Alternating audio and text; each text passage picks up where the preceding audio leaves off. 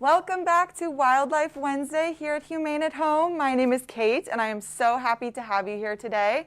So before we get started, as always, I want to remind everybody that we're being very safe here at San Diego Humane Society. You'll see I'm wearing gloves. I always start with my mask to make sure that we're being really careful, and I hope that every one of you out there is being super safe and super healthy too, to make sure that you're taking care of yourselves and every single person around you. But to start this off, I'm going to be taking my mask off so that you can see me and maybe hear me a little bit better. There we go. Okay, welcome everybody. I hope you're doing well. So today we have a really fun episode for you guys. So if you can see from my screen here, we are going to be talking about the amazing opossum. Now before any of you click out and say, ew, disgusting, I hate opossums, they're gross, I think they're diseased and ugly and aggressive, I'm here to tell you today, they are none of those things. They are actually amazing animals to have around your house, and we are going to be learning all about them today. I'm going to be showing you really cute pictures, really cute videos, and you're even going to be getting to meet one of our little patients that we have here today at Project Wildlife. So please stick around to see her because she's adorable, and she's definitely going to win you over and make you a huge opossum fan, okay? So we have lots to cover today. So for those of you who have never seen an opossum before, they are found all over San Diego County. Now across the world, there are over 60 species of opossums actually, but here in San Diego, as well as just in North America in general, we only have one species, and that is the Virginia opossum. So that is what this picture is of right here. It's a mom with her cute little babies. They have that standard light to dark gray body with the white faces, the cute little pink noses. They're typically black ears, and then that long tail that's usually hairless and is actually prehensile, meaning they can use it like a fifth limb. So they are found all over San Diego, as well as all other different parts of United States and even into Central America. So you can see they're found all over the East Coast as well, even into the Midwest, and then all along the West Coast too. So, like their name suggests, they're Virginia opossums, meaning they are native to Virginia and to the East Coast.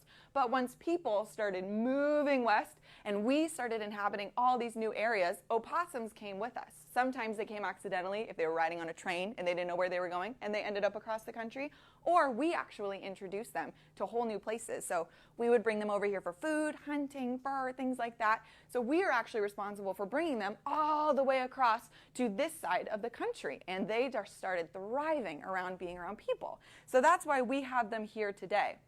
Now I wanted to start with this really cute picture because a lot of people, when we're doing education about opossums, think, oh, don't opossums hang from trees from their tails just like these little guys are doing right here? And actually, friends, no they don't. So I know in this picture they're hanging from their tails, and when they're really little like this, their tails can support them for a little bit longer because they're very light. However, once opossums are much bigger, they really can't support all of their weight with their tails. So you'll never find them hanging from their tails in trees or anything like that. They're not sleeping upside down in trees like little bats. They're sleeping just like you and I, on 4 feet, laying on their side, things like that. But they're typically not going to be found hanging from trees like this. The other reason that I wanted to show you this picture is because one of the main reasons people don't like opossums is because of that tail. They look at that tail and they think, ew, it's disgusting, and it makes people think they're related to rats. So a lot of people see opossums in their yard and they think, oh, that's just a big rat, get it out of my yard. But guess what, friends? Opossums are not related to rats at all. They're not related to mice. They're not related to raccoons. They're not related to any sort of animal that's found around here. They have really cool cousins, though. I'll give you a second at home to see if you know what it is. They're related to kangaroos. They're related to koala bears, and they're related to cute little wombats. They're even related to Tasmanian devils. They have amazingly cool cousins because all of those animals, opossums included, are what we call marsupials. So marsupials are animals where the moms have a pouch on their stomach. So just like this kangaroo mom has a little Joey in her pouch, opossums have a little pouch where their babies go too. So if everybody at home holds up their pinky finger, if you look at the nail on your pinky finger, see how small it is? That is about how big an opossum is when they're first born. They are tiny little things. They're like the size of a jelly bean or a honeybee. And when mom has her babies, she can have around 13 at a time. They all climb inside of her pouch, and they live there for around 2 months before they're a little bit bigger. And once they're a little bit bigger, like this friend here, they all come out and go for a nice piggyback ride on mom's back for another month to 2 months. So you can see in this picture, I am not lying, friends. Mom has to deal with all these different babies hanging onto her before they are old enough to go out on their own. So we actually have a really, really cute video that I want to share with you guys. It is from the Dodos YouTube page. If you've ever seen their site on YouTube, they have a lot of really cute animal videos. And they have this really quick little video of a mom opossum carrying all of her babies that I want to show you guys. So you can see she has opossums on her face, on her back. Look at how many are all over her. Can you imagine having to carry what looks like 11 babies on your back? I would not be able to do it, friends. No way. So you can see, if you've ever been lucky enough to see that in the wild, you know mom opossums are incredible moms. They take care of their babies for up to 4 to 5 months before those babies are finally old enough to leave her and she says, "Get off of me. You are way too heavy. I need to find food for myself. You can go handle your own business and go find your own food." So we get opossums in all of the time. So as you can see with this little baby opossum, this wasn't a patient that we got in. You can see this baby opossum is definitely too small to be by themselves. You can see his eyes aren't really open yet. His ears are just now starting to come up. He probably doesn't have all of the fur all over his body. And I know you can't really tell from this picture because you can't see his full body, but he definitely would not fit the size requirements. So if you remember from last week when we talked about how big opossums have to be when they're on their own, everybody at home hold up your hand like you're serving a dinner plate all fancy.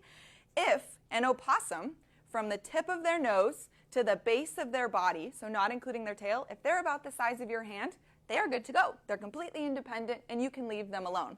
But if you ever do see an opossum that is by themselves, that maybe looks a little bit like this, and you hold up your hand from a safe distance, and you see, oh, you know what? He's a lot smaller than my hand, and mom isn't anywhere to be found. Those babies probably accidentally fell off of mom's back, or maybe something happened to mom, and they would need to be brought into Project Wildlife. You guys can see how cute opossums are, and especially the babies though. So another big reason people don't like opossums is because if you've ever seen one in your yard, or they're somewhere where you can't really see them in your backyard, and then all of a sudden they come out of nowhere and they're sitting on your fence and you get scared and they get scared, they might open up their mouths, they might show you their 50 sharp teeth. So opossums, fun fact, actually have the most teeth out of any land mammal in North America. They have 50 teeth, and they might show you those teeth. They might hiss and growl and spit and drool, and that is their way of saying, "Please leave me alone." So a lot of people see that behavior, they see it hissing at them and they think, "Oh, it's so aggressive." No, friends. Remember, we are the big, scary predators to these animals, to the opossums and to the skunks. They don't want anything to do with us. So if that opossum is hissing at you, it's not him being mean, it's him being terrified. All he wants you to do is leave him alone. Because do you friends know what opossums do when they are really, really scared? Some of you might have heard of the term playing opossum, and you are right. They will actually play dead. And a lot of people think that playing dead is the opossum's choice, meaning the opossum is walking along in their backyard, in your backyard, minding his own business. He sees you coming and decides, "Oh, there's a person. I'm just going to lay down really quickly and be really still until that person leaves, and then I'm going to be on my way." But that's actually not true. When opossums play dead, they're not playing at all. They get so scared that their whole body shuts down. So if any of you have ever fainted before, you know that's not under your control. It's the same thing with opossums when they're playing dead. They get so scared that their body shuts down. Their heartbeat will slow down to 2 beats per minute. Now compare that to your heart or my heart. We're going around 60 to 100 beats per minute. Opossums will slow down to 2 beats per minute. They can even make themselves smell dead during this state, and it can last anywhere from 5 minutes all the way to 5 hours. It totally depends on how threatened they feel. So if you ever come across an opossum who kind of looks like this in your yard and you're thinking, "Oh, he looks like he's passed away and he definitely smells like he's passed away," don't assume that he actually is. Make sure you go get your parent, you go get your responsible adult, and you put gloves on, take a towel, and if you can move that opossum to an area where he is safe, he will eventually realize, oh, there's no threat anymore. He will wake up out of his playing dead state and they will be on their way. Because remember, they do not want anything to do with you. And guess what? You actually really want these friends walking around your house. So here's a cute little picture of some baby opossums that have come into our care. You can see this guy's showing that little defense response where he's saying, I'm a big scary opossum, leave me alone. And then these friends in the back are sleeping, thinking, he'll protect us, we'll be fine. You actually really want opossums in your yard. So we call them nature's little garbage men because they will eat pretty much anything. They're an excellent cleanup crew. So they can eat rats and mice. They can eat slugs, worms, and snails, cockroaches, beetles, rotten fruit and rotten vegetables. They can eat dead things even. And opossums can eat rattlesnakes and other venomous snakes. So they actually have this really special thing in their blood that neutralizes the venom, meaning it doesn't harm them the way it would harm other animals. So they are really cool to have around. And one of the most important things that they eat are ticks. If you guys have heard of ticks before, you know they're little tiny insects that can give us scary diseases and our pets scary diseases. Guess who can eat 5,000 of those in a season? The amazing opossum. They are eating all sorts of things that we don't want in our yard, and they are actually keeping us really, really healthy and safe. Now I wanted to shout Heidi the opossum out. If you have ever seen her before, she was famous a few years ago. She was an opossum ambassador at a German zoo. And the reason she got so famous is because of those eyes. You can see they're really, really cross-eyed.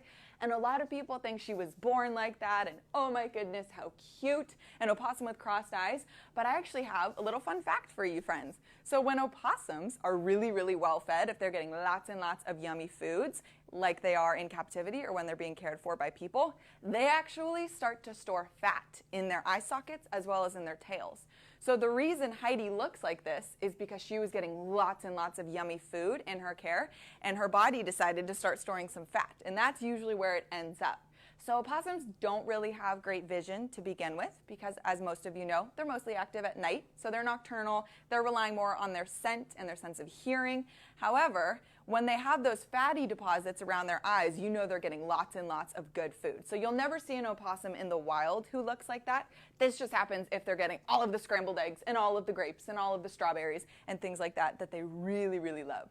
So I wanted to show some pictures of opossums that have been in our care. These are some cute little babies trying to eat what we call an opossum salad. So these are some babies, and you will see their favorite thing to eat are the little grapes. So just like you and me, they love grapes. And you can see this little friend is palming it like a little basketball, and he's about to take a big bite, and then he chomps into it because they love it so much. So that's actually a helpful little tip.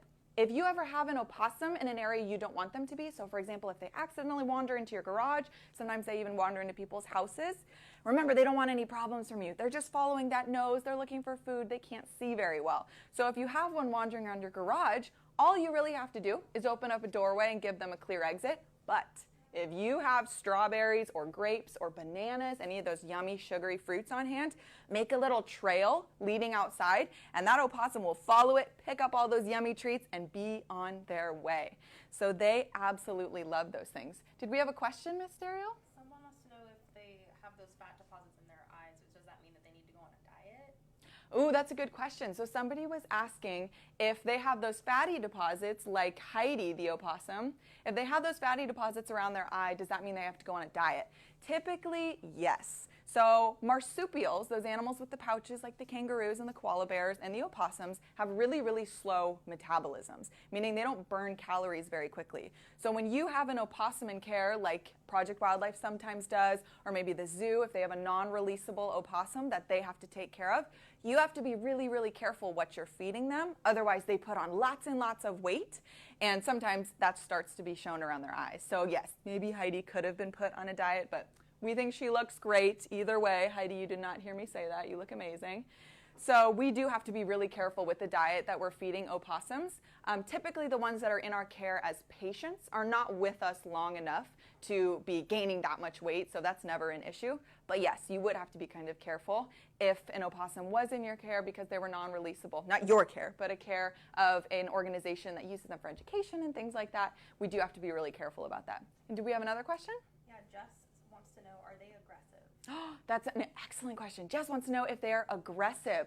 Opossums, just like any wild animal, can be aggressive if we are getting into their space or if we are getting too close to them or if they have babies. So we always want to make sure that we're keeping really, really big distance between us and them. We always want to make sure we're leaving us some space between them.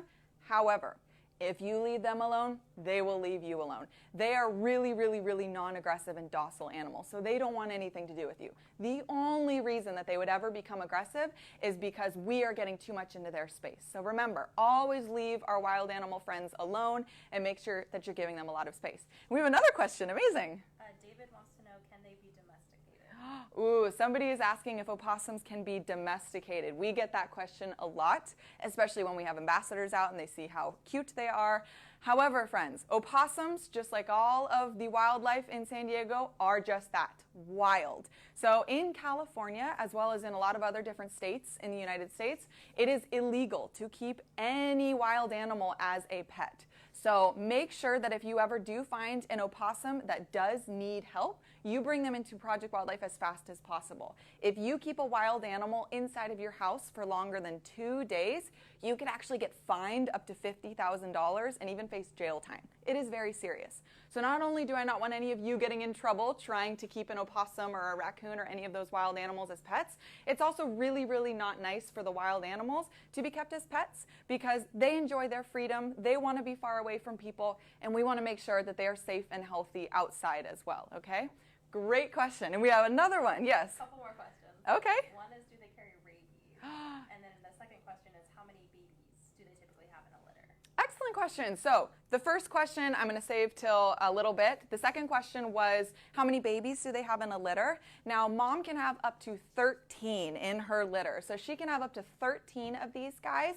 And as you saw in that little video, they'll all have to go for that nice piggyback ride, and she'll have to carry all of them. Typically, though, on average, they're having closer between 4 to 8.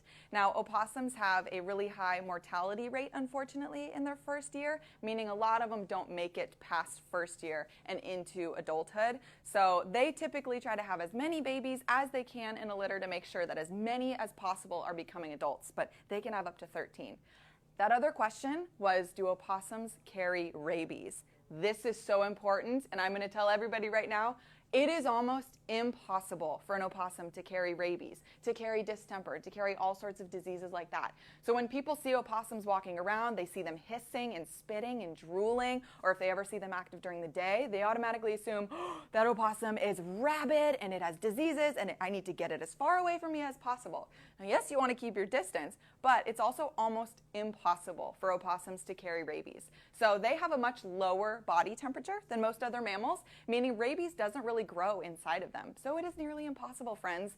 They actually keep themselves as clean, if not cleaner, than your house cats. Yes, they are very dedicated to their cleanliness. So they'll spend hours every single night cleaning themselves and grooming themselves and making sure that they are nice and clean before moving on with their day. So I promise you, these are one of the cleanest, most non-aggressive animals out there. They are amazing. So I actually have a couple videos of some opossums that have come into our care. This is a mom with her babies who came in last year. We get opossums in all the time here at Project Wildlife.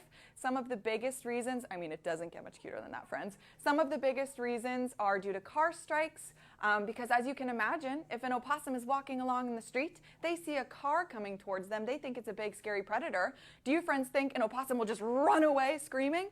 No, remember their fear response is to play dead. So they'll see that car coming, they'll fall over and play dead, and what do you guys think the cars do? Typically, because people don't like opossums, they'll just run right over them. It makes us really, really sad. So make sure that when you're driving around, especially around this time when there might be moms walking around with babies and they're a little slower because they're carrying all that extra weight, or there are new juvenile opossums starting to venture out, gain their own territory. They don't know where they are. Make sure we're being really careful when we're driving around, that we're not hurting any wildlife. Another reason we get wild animals, especially opossums and all the time, are due to dog and cat attacks. So we always want to make sure that we're keeping our pets on a leash inside or supervised with us. This is one of my favorite videos, friends. Look at how cute this little Joey is, walking around, exploring, being so, so, so curious. So I have another fun fact for you, friends. Opossums actually never, ever stop growing. They never stop growing. So you and I will stop growing eventually. These little friends will never stop growing. The reason that most of them are around the same size, maybe around the size of a house cat, a little smaller, a little bigger, is because, like I said in the beginning, they're living really short little lives. They live to be 1, maybe 2, if they're lucky. So they could use all the help they could get, educating people on how helpful they are, how they're eating rattlesnakes and ticks and rotten fruit and veggies, and they mean you no harm whatsoever. This little guy's learning how to drink water, and he's doing his best, and he's going to come climbing down.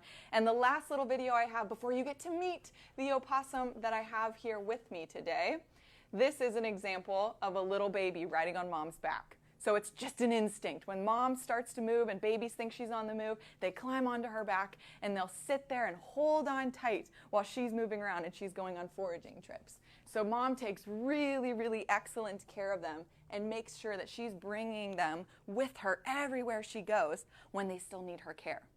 So we have for you today an example of a little opossum patient who came into us about a month ago. So you'll see her little tail start to poke out. Hi, honey. So I'm just going to move the little blanket. Opossums love getting all tucked in, especially when they're at this age. And you can see her right here. She has been with us for about a month, and she's thinking, no, I like to be tucked. So you'll notice I am wearing gloves. I am being really careful to make sure that she is still wild, and that I'm going to take my voice down to make sure that she doesn't get scared. But you'll notice she's not. She's just really being curious at this point. So she's been with us for about a month, friends, and she was brought in because she was found unable to use those back legs. She also had a couple of puncture wounds around her body. So because of those injuries, somebody found her and did the right thing. They noticed those injuries and they brought her into us at Project Wildlife. So now we are actually doing physical therapy on her. We're making sure she's getting all types of meds and things like that to make sure that she's healing properly. And I actually have a couple of grapes because, like I said, opossums love grapes so much. So I'm going to offer her a couple and see if she wants to eat them. If she doesn't, that's okay. But I'm just going to offer them to her so that she knows we mean no help. And look at that, she loves them. So I told you, friends, if you ever have an opossum in your garage, in your house, and you need them to walk out, you can just make a little trail of grapes and they will leave and be on their way. So her story is one that is good because she was brought into us when she was injured, and we will make sure she gets the best care. We will make sure she eventually gets put back out in the wild where she belongs, and she will do amazing out there with all of her wildlife friends. And she's saying, thank you so much for these grapes. I have deserved it. I have earned it. I am the cutest little thing in the entire world.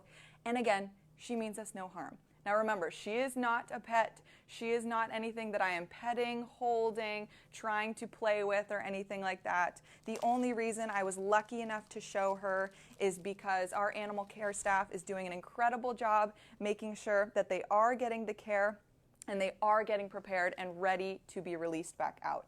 So I'm just going to give her a couple other ones so that she stays nice and happy. Now, when you guys see wildlife walking around your house, if you do see these little guys, these little opossums or other animals, you might think, I don't want these wild animals walking around my house, but guess what? We should all enjoy them. We are so lucky to live in San Diego and have all these incredible species that walk around our houses, that coexist with us. Oh my goodness, she's still munching on those grapes. It is amazing. But if you do have wild animals coming to your house and you notice that they're starting to become a problem, or if you just prefer they stay out of your yard, here are a couple of tips to think about before you immediately assume this wild animal has to get removed. Just so you know, if you do have a wild animal coming to your yard, if you just remove them, all that's doing is putting up a nice vacant sign for another wild animal to move in. So wild animals are not picking your house because they think, I see this person, I don't like them, I'm going to move in and make their lives horrible. That is not true at all, friends. They are only coming to your house because they're finding a resource. So they're finding food, water, or shelter. That's it. So all you have to do is start looking around, thinking, what resource are they finding at my house? For example, am I feeding my dog or my cat outside? Am I leaving that pet food outside, especially at night when a lot of these animals are active? So make sure that you're not ever leaving pet food out at night. Or, for example, if you have garbage cans that are typically overflowing or just maybe don't have a lid on them, That's a really easy way to attract wildlife, especially raccoons, to come into your yard and start going through trash cans. If you all look at your hands, hold up your hands and admire them, that's essentially what raccoon paws look like too, friends. So they can get into a trash can just like you or I. So make sure that you are locking those trash cans. You are getting ones that are secure, that wildlife cannot get into. Another example is bird feeders, making sure that you're sweeping up the seeds that are falling from bird feeders, so that's not attracting wildlife. Make sure that you're closing off any potential den or nest sites. So if you have a shed out back, if you have an attic, make sure that you're making sure everything is reinforced so that no moms are going to decide to start raising their babies around or in your house. If you have any gardens or fruit trees, is she nesting again? She's thinking, all right, my showtime is up, and that is okay. We're going to leave her to nest in there. That's totally fine. If you have any gardens or fruit trees in your yard, remember that's a free buffet for wildlife. So make sure that you are either raising them, somehow fencing them off, or honestly, we have to learn to coexist. These wild animals do have to feed themselves, and they do have to feed their babies, and we are taking over lots of their territory. So if they every now and then want to snag an apple off of one of our trees, I think that's probably okay. Yeah, do we have a question? A couple more questions. Okay. One is, how long do they typically live? Great question. So somebody asked how long opossums typically live. Now, typically, they only live to be about 1, maybe 2 if they're lucky in the wild. In captivity, when we have an ambassador who is non-releasable, so they can't survive on their own in the wild and we have to take care of them, they'll typically live to be around 5 to 6 years old. So they still don't live crazy long, but they will live a little bit longer because, of course, we're taking care of them. And the second question is, can an orphaned opossum join another mom and her baby? That's a great question. Somebody asked, can an orphaned opossum join another mom with her babies? And yes, they can. So every now and then, when we get in an orphaned baby and they are still really, really small and they definitely need to be with mom, and we also happen to have another mom with some babies who is also feeding them, we can sometimes successfully join that little orphan with the mom, and she will accept them and nurse them alongside all of her other babies. It's a really incredible thing. So yes, every now and then that actually does happen, and we're really lucky to be able to see it and help these guys out. Were there any other questions? Awesome. Okay. And then the last suggestion I have, if you do have lots of wild animals coming around your house, check to see if your family members or your neighbors are feeding them. Because sometimes you might say, I have taken in all my pet food, I have secured my garbage cans, I've cleaned up my bird feeder. Why are these wild animals still picking my house and my yard? Sometimes when I ask people to ask their neighbors or their relatives, the people that they're living with, they'll find out that somebody else was feeding those wild animals. So make sure you're all on the same page, that nobody is ever trying to feed or entice wild animals to come into your yard, and you should be good to go. So remember, we always want to enjoy wildlife. We love seeing them walking around our neighborhoods, and they all provide incredible services to us. They are so helpful to have around. If you ever do see a wild animal, remember, just like this little baby opossum, if you ever see one that is injured and that definitely does need our help, remember to keep them warm, dark, and quiet, and bring them down to Project Wildlife as fast as possible. Amidst everything that's going on right now, friends, we are still open every single day. We are here to help you. You can always send in questions, call us, send us an email. If you ever see anything that you're not sure of, please ask us. We are here to help you. And make sure before you do ever intervene in a wild animal, you wait. Just because you see something that looks to you like an animal is abandoned or needs your help, it doesn't always mean that they do. So remember, we always want to leave wild animals in the wild as much as we can. So before you intervene, wait, really assess the situation, see what's happening, do your research, call us before intervening, okay? Now, just to shout out at the very end, we are still having our Humane at Home art contest, so please send in those amazing pieces of artwork. We'd love to see all of them. It's open to all ages through May 8th, and we definitely want to see more wildlife ones. So here's a couple of examples of some incredible drawings and artwork that people have sent in. This one is so creative and amazing. I am just not even educated enough to understand. This is an incredible little dog that someone has drawn. So please send in absolutely any art that is animal related. We would love to see everything that you guys can make. And on Friday's episode, we are going to be having another episode with our amazing friend Lovejoy, and she is going to be helping us and walking us through drawing this adorable kitten. So feel free to come back on Friday. You can follow along with whatever you want, colored pencils, crayons, paints, markers, and she's going to help you to draw this adorable kitten. And later today, we are going to be posting a traceable of this kitten that you can download and you can use to help you follow along with Lovejoy, because she is an amazing artist. And if I was following along, I would definitely have to print this traceable because I am not artistically gifted. So definitely check that out to help you out. But that is going to wrap up this episode of Wildlife Wednesday. I hope you all enjoyed learning a little bit more about opossums. I hope you're all amazing opossum fans now. You know that they're incredible. Remember, tell everybody they are your backyard kangaroo. They are your backyard koala bear. They are eating 5,000 ticks in a season. They're eating rattlesnakes, and they mean you no harm whatsoever. They only want to be left alone. So make sure that you're leaving them alone. You're social distancing with people and wild animals to keep everybody safe, healthy, and happy out there. Thank you so much, friends, for tuning in, and we will see you on Friday. Bye.